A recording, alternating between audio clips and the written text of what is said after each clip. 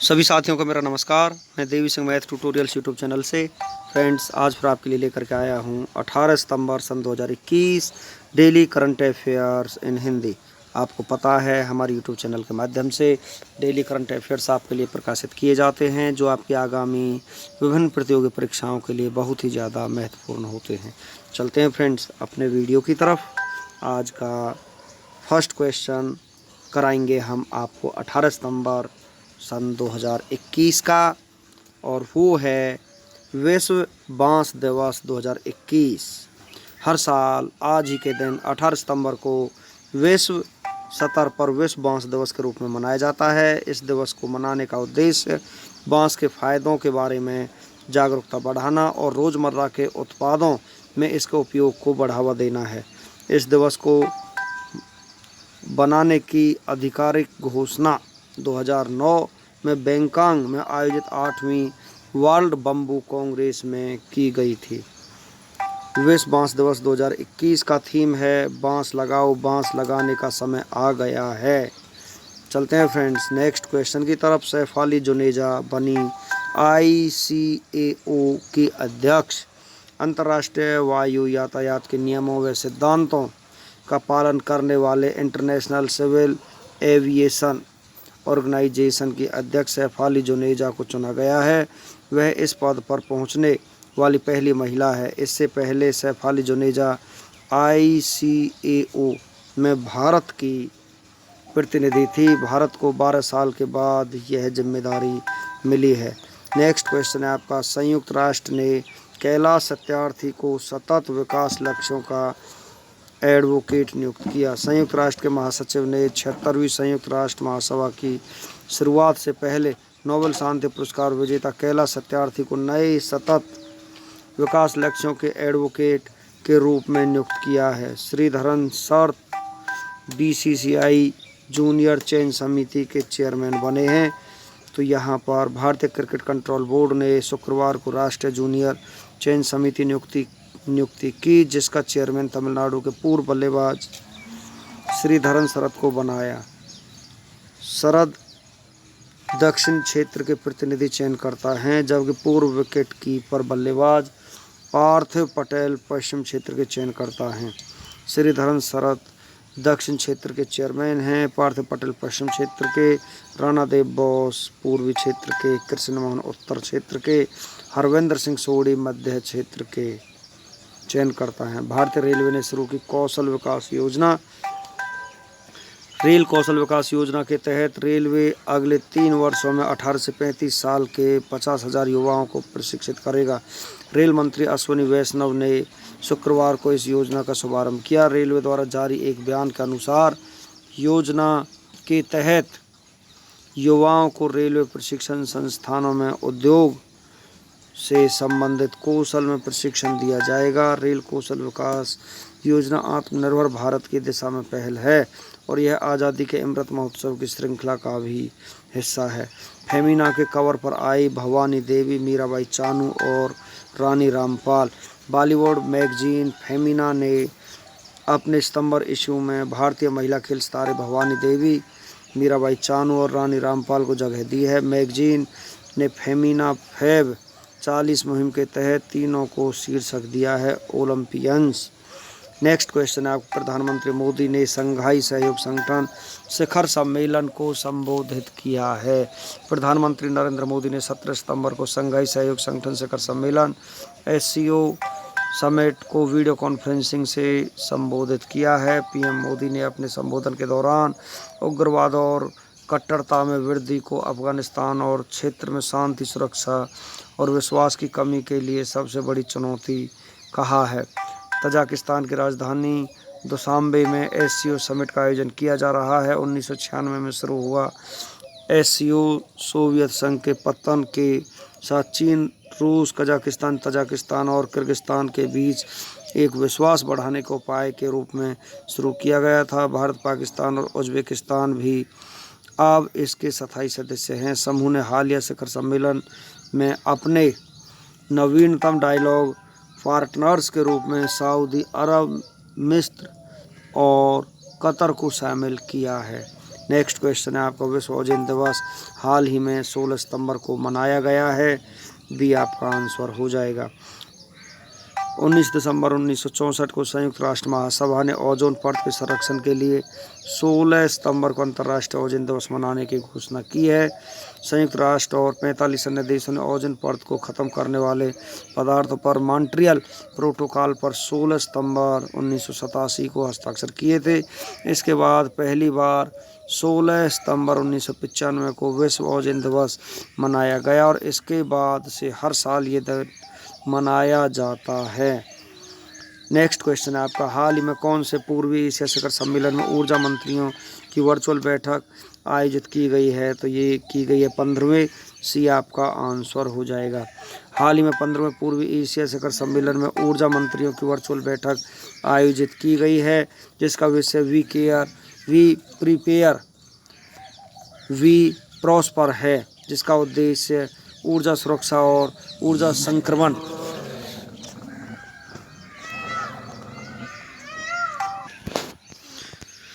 जिसका विषय we care we prepare we prosper है, जिसका उद्देश्य ऊर्जा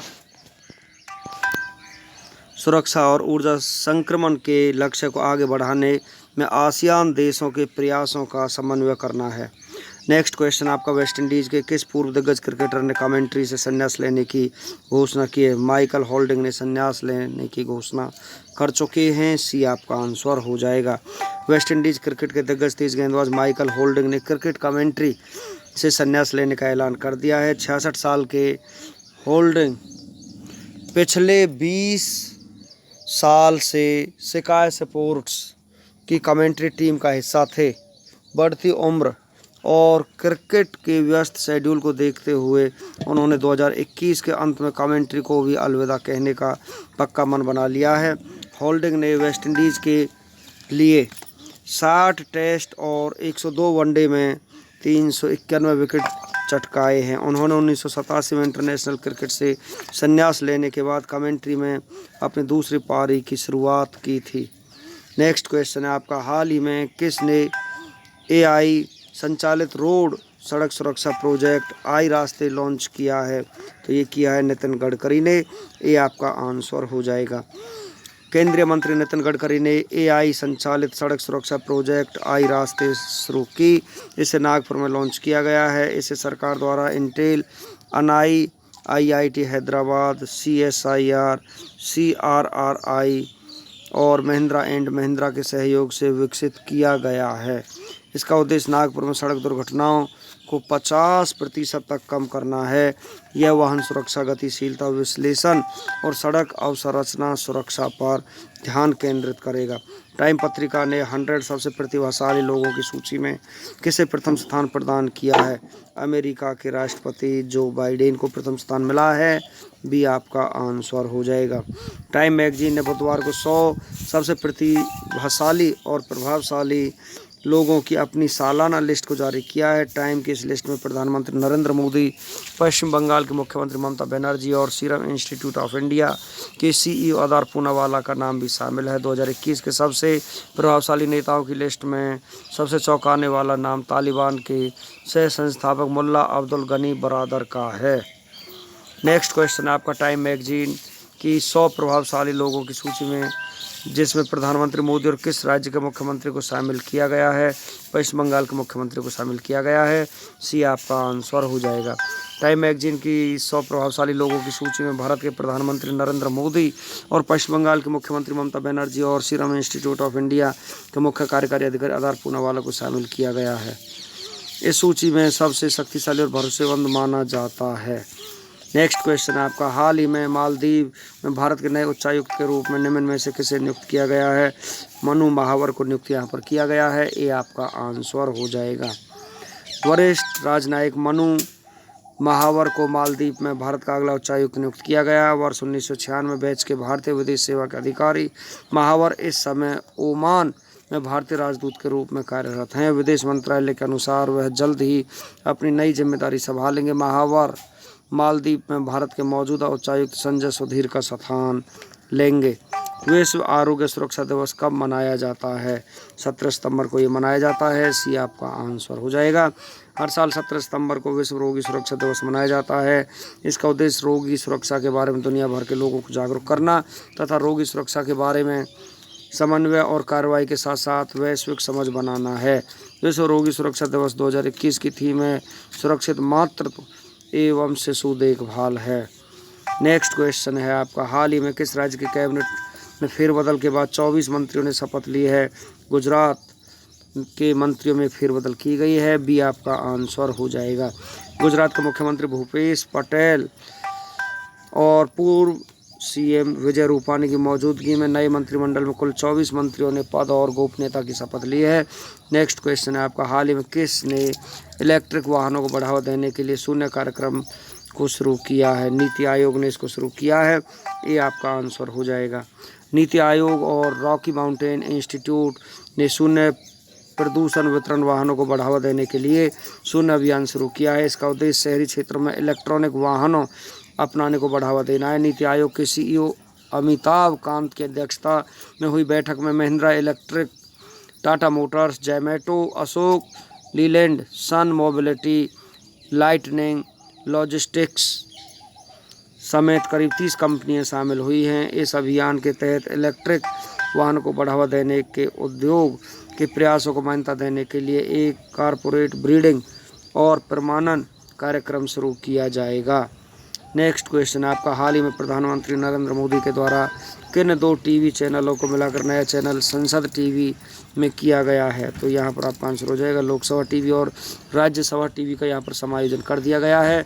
सी आपका आंसर हो जाएगा। प्रधानमंत्री नरेंद्र मोदी के साथ उपराष्ट्रपति वेंकैया नायडू और लोकसभा अध्यक्ष ओम बिरला के साथ संसद भवन एनेक्सी में मुख्य समिति कक्ष में एक संयुक्त उद्घाटन समारोह में इसे लॉन्च करने के बाद नया सरकारी चैनल प्रसारित हुआ है। लोकसभा टीवी और राज्यसभा टीवी को मिलाकर एक नया टीवी चैनल बनाया गया है जिसका नाम संसद टीवी रखा गया है। नेक्स्ट क्वेश्चन है आपका, नीति आयोग और आरएमआई इंडिया ने हाल ही में शून्य प्रदूषण वाले डिलीवरी वाहनों को बढ़ावा देने किस पहल की शुरुआत की है? तो ये शून्य अभियान की यहाँ पर शुरुआत की जा चुकी है। बी आपका आंसर हो जाएगा। नीति आयोग और आरएमआई इंडिया की मदद से उपभोक्ता और उद्योग के साथ मिलकर देश में शून्य प्रदूषण वाले डिलीवरी वाहनों को बढ़ावा शून्य अभियान की शुरुआत की गई है। इस अभियान का उद्देश्य शहरी क्षेत्र में डिलीवरी के मामले में इलेक्ट्रिक वाहनों को अपनाने में तेजी लाना है। अब चलते हैं फ्रेंड्स नेक्स्ट क्वेश्चन की तरफ। प्रधानमंत्री नरेंद्र मोदी के जन्म दिवस पर बीजेपी ने कितने दिवसीय सेवा समर्पण अभियान चलाने की घोषणा की है? तो ये घोषणा की है 20 दिवसीय अभियान चलाने की। प्रधानमंत्री नरेंद्र मोदी के जन्मदिन पर बीजेपी ने 20 दिवसीय सेवा समर्पण अभियान चलाने की घोषणा की है। नरेंद्र मोदी के प्रधानमंत्री और सीएम पद पर रहते हुए 7 अक्टूबर को 20 साल पूरे हो रहे हैं और इसी वजह से 20 दिनों तक कार्यक्रम चलेगा। चलते हैं नेक्स्ट क्वेश्चन की तरफ। निम्न में से किस महिला को अंतर्राष्ट्रीय नागरिक उड्डयन संगठन विमानन सुरक्षा समिति के अध्यक्ष के रूप में चुना गया है? तो यहाँ पर चुना गया है सैफाली जुनेजा को। तो ये आपका आंसर हो जाएगा। ICAO में भारत की प्रतिनिधि रही सैफाली जुनेजा को अंतर्राष्ट्रीय नागरिक उड्डयन संगठन विमानन सुरक्षा समिति के अध्यक्ष के रूप में चुना गया है। वो इस पद पर कार्यरत होने वाली पहली महिला हैं। वे इस रणनीतिक समिति का नेतृत्व करने वाली पहली महिला हैं। चलते हैं नेक्स्ट क्वेश्चन की तरफ। हाल ही में किसने दूर दराज के इलाकों के बच्चों के लिए कौशल विकास योजना की शुरुआत की है? भारतीय रेलवे ने इसकी शुरुआत की है। भारतीय रेलवे ने हाल ही में देश के दूर दराज के इलाकों के बच्चों के लिए कौशल विकास योजना की शुरुआत की है, जिसके तहत रिमोट इलाकों के 50,000 बच्चों की स्किल ट्रेनिंग दी जाएगी और रेलवे द्वारा दूर के क्षेत्रों में अपनी पहुंच को बेहतर बनाने के लिए मोबाइल कौशल प्रशिक्षण इकाइयाँ भी स्थापित की जाएंगी। SCO पीसफुल मिशन 2021 कौन सा संस्करण पश्चिमी रूस के ओरेनबर्ग क्षेत्र में आयोजित किया गया है? तो ये किया गया है 6ठा संस्करण। एक बहुपक्षीय और संयुक्त आतंकवाद विरोधी अभ्यास SCO पीसफुल मिशन 2021 का छठा संस्करण पश्चिमी रूस के ओरेनबर्ग क्षेत्र में आयोजित किया गया है, जिसमें भारत की वायुसेना के 38 कर्मियों सहित 200 कर्मियों के सभी संयुक्त बल से युक्त भारतीय सैन्य दल ने हिस्सा लिया है। स्पेस एक्स ने निजी पृथ्वी की परिक्रमा यात्रा पर कितने 100 के अंतरिक्ष यात्री लॉन्च किए हैं? तो यहाँ पर 4 अंतरिक्ष यात्री लॉन्च किए हैं। एरोस्पेस कंपनी स्पेस एक्स ने हाल ही में निजी पृथ्वी की परिक्रमा यात्रा पर 400 की अंतरिक्ष यात्री लॉन्च किए हैं। इस 100 के अंतरिक्ष यात्री में 2 प्रतियोगिता विजेता, 1 स्वास्थ्य देखभाल कार्यकर्ता के साथ उनके प्रायोजक भी हैं। ऐसा पहली बार है कि किसी भी रॉकेट को सभी 100 के चालक दल के साथ कक्षा में लॉन्च किया गया। नेक्स्ट क्वेश्चन है आपका, निम्न में से किसने हिंद प्रशांत क्षेत्र के लिए एक नई त्रिपक्षीय सुरक्षा साझेदारी की घोषणा की है? जो बाइडेन ने यह घोषणा की है। अमेरिकी राष्ट्रपति जो बाइडेन ने हाल ही में हिंद प्रशांत क्षेत्र के लिए एक नई त्रिपक्षीय सुरक्षा साझेदारी घोषणा की है। ये ओकोस नामक त्रिपक्षीय सुरक्षा साझेदारी ऑस्ट्रेलिया, यूनाइटेड किंगडम और अमेरिका के बीच की गई थी।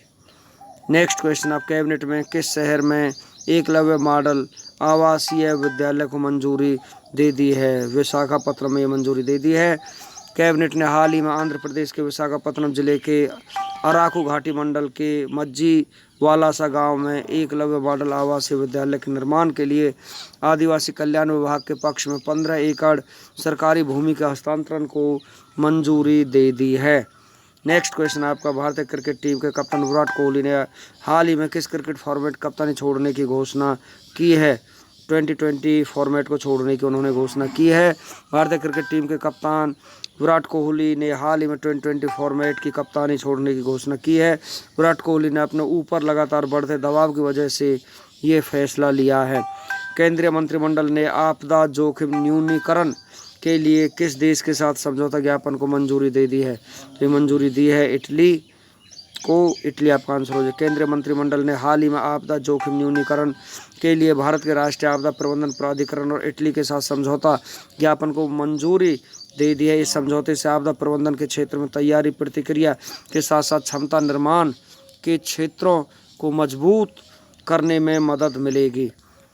नेक्स्ट क्वेश्चन है आपका, हाल ही में भारत में पहली बार वैश्विक बौद्ध सम्मेलन का आयोजन कहाँ किया जा रहा है? नालंदा में किया जा रहा है। कैबिनेट ने दूरसंचार क्षेत्र में कितने प्रतिशत FDI को मंजूरी दी है? 100% को यहाँ पर मंजूरी दी है। रिचर्ड डॉनर का निधन हो गया है। वो क्या थे? वो एक फिल्म निर्माता थे। Australian grand prix 2021 formula 1 world championship race जीता है।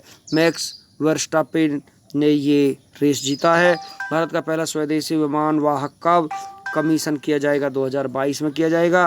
विश्व निवेश रिपोर्ट 2021 में भारत किस स्थान पर है? 5वें स्थान पर है। पाल रिकॉर्ड सर्किट में आयोजित फ्रेंच ग्रांड प्रिक्स 2021 किसने जीता है? मैक्स वर्स्टापेन ने ये खिताब जीता है। एनीमिया मुक्त भारत इंडेक्स 2020-21 में शीर्ष राज्य कौन सा है? मध्य प्रदेश है। पेन पेंटर पुरस्कार 2021 से किसे सम्मानित किया गया है? टेस्टी डेंगरम्बा जिम्बाब्वे को यहाँ पर सम्मानित किया गया है। विश्व रक्तदाता दिवस 2021 की थीम क्या है? Give blood and keep the world beating. युवा शक्ति कोरोना मुक्ति अभियान किस राज्य में ने शुरू किया है? मध्य प्रदेश राज्य ने शुरू किया है। संयुक्त राष्ट्र ने पारिस्थितिकी तंत्र की बहाली हेतु दशक घोषित किया है। 2021 से 30 को घोषित किया है। फेसबुक ने किसे भारत में शिकायत अधिकारी नियुक्त किया है? सफूर्त प्रिया को यहाँ पर यह अधिकारी नियुक्त किया गया है। Stargazing the players in my life पुस्तक के लेखक है रवि शास्त्री। राष्ट्रीय जांच एजेंसी के महानिदेशक बने कुलदीप सिंह बने हैं। एशियाई मुक्केबाजी चैंपियनशिप 2021 किसने जीता है? नाजिब किजाइबे ने जीता। एक राष्ट्र एक मानक योजना में शामिल होने वाला पहला मानक निकाय RDSO है। ब्रिक्स के विदेश मंत्रियों की बैठक की अध्यक्षता किसने की है? S जयशंकर प्रसाद ने की है। सत्य कहूँ तो नामक पुस्तक किस अभिनेत्री की आत्मकथा है? नीना गुप्ता की आत्मकथा है। एशियन क्रिकेट काउंसिल ने 2021 एशिया कप को स्थगित करते हुए कब कराने की घोषणा की है? साल 2023 में। कांगो गणराज्य के नए प्रधानमंत्री बने हैं कॉलिनेट माकोसो बने हैं। दीनदयाल उपाध्याय पंचायत सशक्तिकरण पुरस्कार 2021 कितने पंचायतों को दिया गया है? 224 पंचायतों को ये दिया गया है। विश्व आवास दिवस 2021 का थीम है वन वर्ल्ड मेनी वॉइसेस है। नेक्स्ट क्वेश्चन है आपका, जलवायु परिवर्तन के लिए कानून लाने वाला पहला देश बन गया है न्यूजीलैंड। दृष्टिबाधित लोगों के लिए सपर संवेदनशील घड़ी का निर्माण किया गया IIT कानपुर ने। दुनिया का सबसे बड़ा फ्लोटिंग सौर फार्म किस देश में बनाया जा रहा है? सिंगापुर में ये बनाया जा रहा है। फ्रेंड्स, इसी के साथ हमारा आज का वीडियो फिनिश हो जाता है। वीडियो आपको अच्छा लगा हो तो आप इसे लाइक करें, शेयर करें, चैनल को सब्सक्राइब करें, बेल आइकॉन को प्रेस करें, जिससे समय समय पर हमारे नोटिफिकेशंस आप तक पहुंच सकें। धन्यवाद।